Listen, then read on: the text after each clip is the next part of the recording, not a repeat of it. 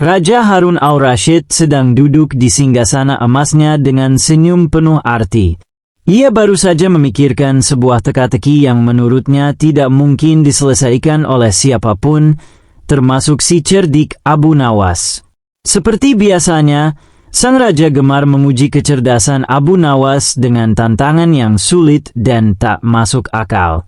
Kali ini, ia ingin melihat apakah Abu Nawas masih memiliki akal liciknya atau akhirnya akan menyerah. Raja lalu memanggil pengawal kerajaan dan memerintahkan mereka untuk membawa Abu Nawas ke hadapannya. Tidak butuh waktu lama, Abu Nawas yang terkenal santai dan selalu tersenyum itu pun tiba di istana. Dengan penuh hormat, ia membungkuk di hadapan sang raja. "Abu Nawas," kata Raja Harun al-Rashid sambil tersenyum licik, "kali ini aku punya tantangan yang sangat sederhana untukmu. Aku ingin kau mandi, tetapi dengan satu syarat, kau tidak boleh basah sama sekali." Para penasihat dan menteri yang berada di ruangan itu pun langsung tertawa mendengar perintah raja. Bagaimana mungkin seseorang mandi tanpa basah? Itu jelas mustahil. Mereka semua yakin kali ini Abu Nawas akan terpojok. Namun, alih-alih panik atau bingung, Abu Nawas malah tersenyum santai.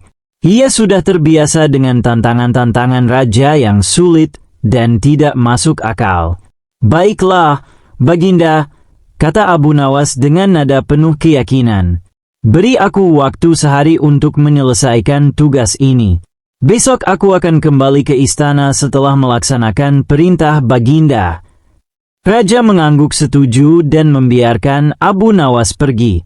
Dalam hati, ia sangat penasaran bagaimana sahabat sekaligus orang tercerdiknya itu akan menyelesaikan tantangan ini. Mencari akal. Saat perjalanan pulang, Abu Nawas terus berpikir. Jika ia masuk ke sungai, ia pasti basah. Jika ia mandi dengan air di dalam bat, itu juga sama saja. Semua cara yang biasa dilakukan orang-orang untuk mandi pasti akan membuat tubuhnya basah.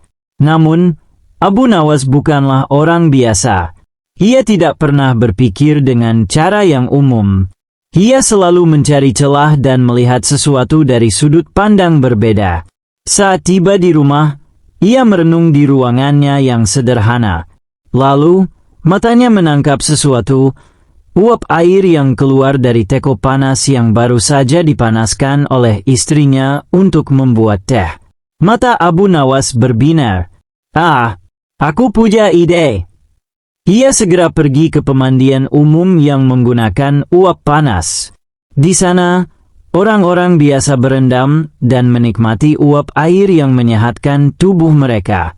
Tanpa berpikir lama, Abu Nawas pun masuk ke dalam ruangan beruap itu dan mulai menikmati uap panas yang membersihkan tubuhnya tanpa harus terkena setetes air pun. Setelah beberapa waktu, tubuhnya terasa segar dan ia merasa seperti telah mandi. Namun, tubuhnya tetap kering. Dengan puas, ia kembali ke rumah untuk beristirahat dan menunggu esok hari untuk menemui raja. Kembali ke istana. Keesokan harinya, Abu Nawas kembali ke istana dengan wajah cerah dan penuh percaya diri. Para penasihat dan menteri yang sudah menunggu sejak pagi tertawa kecil, yakin bahwa kali ini Abu Nawas akan gagal. Raja Harun al-Rashid menatapnya dengan tatapan penuh selidik. "Jadi, Abu Nawas," kata raja dengan nada penasaran, "sudahkah kau melaksanakan perintahku? Sudahkah kau mandi tanpa basah?" Abu Nawas tersenyum dan berkata, "Tentu saja, Baginda. Aku sudah mandi, dan aku tidak basah sama sekali." Raja mengernyitkan dahi. "Bagaimana mungkin? Jelaskan caramu." Dengan tenang, Abu Nawas berkata, "Baginda, aku pergi ke pemandian uap. Di sana, tubuhku dibersihkan oleh uap panas tanpa harus terkena air setetes pun. Bukankah itu berarti aku sudah mandi tanpa basah?" Ruangan istana mendadak hening. Para penasihat dan menteri saling pandang, lalu tawa meledak di seluruh penjuru ruangan. Semua orang terkejut dengan kecerdikan Abu Nawas yang selalu punya cara untuk menyelesaikan tantangan yang mustahil. Raja Harun al-Rashid, meskipun awalnya ingin menjebak Abu Nawas, kini tak bisa menahan tawanya sendiri. Ia menggeleng-gelengkan kepala, kagum sekaligus geli. Abu Nawas, kau memang selalu punya akal cerdik. Aku benar-benar tidak bisa mengalahkanmu. Semua orang di istana bersorak dan bertepuk tangan, mengakui kecerdikan Abu Nawas yang luar biasa. Sebagai tanda kekaguman dan penghargaan, Raja memberikan hadiah emas dan permata kepada Abu Nawas. "Terima kasih, Baginda," kata Abu Nawas dengan hormat. "Seperti yang selalu aku katakan, setiap masalah pasti ada jalan keluarnya, selama kita berpikir dengan cara yang berbeda." Dan dengan itu, Abu Nawas kembali ke rumahnya dengan hati yang riang, sementara kisah tentang mandi tanpa basah pun menyebar ke seluruh negeri sebagai bukti kecerdasan dan kelicikannya yang luar biasa. Di sebuah hari yang cerah di kota Baghdad, Raja Harun al-Rashid duduk di singgasananya dengan wajah penuh kelicikan. Seperti biasa, ia ingin menguji kecerdikan Abu Nawas dengan teka-teki yang sulit dan tampaknya mustahil untuk dipecahkan. Kali ini, ia ingin melihat apakah Abu Nawas mampu menyelesaikan tantangan yang benar-benar aneh. "Panggil Abu Nawas," perintah sang raja kepada para pengawalnya. Tidak butuh waktu lama, Abu Nawas datang dengan wajah santai dan penuh percaya diri. Ia sudah terbiasa dengan akal-akalan sang raja dan justru merasa tertantang setiap kali dihadapkan pada tugas yang mustahil. "Abu Nawas, kali ini aku punya perintah yang sangat sederhana untukmu," kata raja dengan senyum penuh arti. "Aku ingin kau makan sebanyak-banyaknya, tetapi dengan satu syarat, kau tidak boleh kenyang." Para penasihat dan menteri yang ada di ruangan itu langsung tertawa terbahak-bahak. Bagaimana mungkin seseorang bisa makan banyak tetapi tidak kenyang? Itu jelas tugas yang mustahil. Mereka semua yakin kali ini Abu Nawas tidak akan bisa mengelabui raja. Namun, alih-alih bingung atau panik, Abu Nawas hanya tersenyum tenang. "Baiklah, Baginda, beri aku waktu 1 hari untuk menyelesaikan tugas ini. Besok aku akan kembali dengan jawabannya." Raja mengangguk setuju dan membiarkan Abu Nawas pergi. Dalam hati, ia sangat penasaran bagaimana sahabat sekaligus orang tercerdiknya itu akan menyelesaikan tantangan ini. Mencari akal. Saat berjalan pulang, Abu Nawas berpikir keras.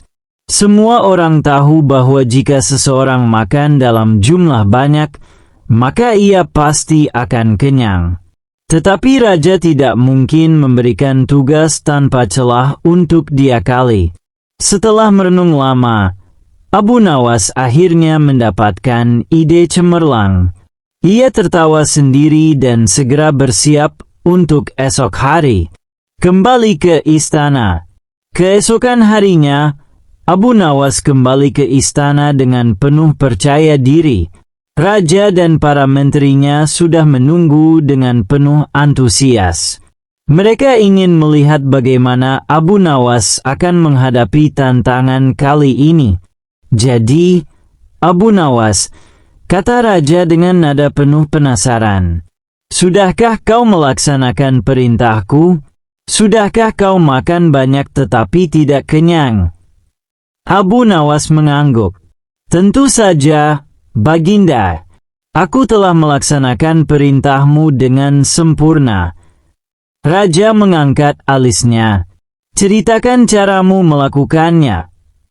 Abu Nawas tersenyum dan berkata, "Tadi malam, aku pergi ke pesta rakyat di pasar. Di sana, aku makan dalam jumlah yang sangat banyak, lebih dari yang biasa aku makan. Tetapi aku memastikan bahwa setiap suapan yang aku makan, aku segera muntahkan kembali. Dengan begitu, aku telah makan banyak, tetapi aku tidak pernah kenyang. Semua orang di ruangan itu terdiam sejenak. Kemudian, suara tawa pecah dari seluruh penjuru istana. Para menteri dan penasihat tertawa terpingkal-pingkal menyadari kecerdikan Abu Nawas yang selalu berhasil mengakali tantangan raja. Raja Harun al-Rashid pun tidak bisa menahan tawanya. Ia menggelengkan kepala dan berkata, "Abu Nawas, kau memang selalu punya cara untuk mengalahkanku.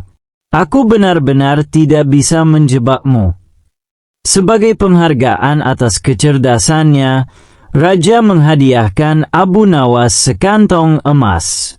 Sementara itu, cerita tentang bagaimana Abu Nawas berhasil makan banyak tanpa kenyang menyebar ke seluruh negeri, menjadi kisah legendaris yang diceritakan dari generasi ke generasi.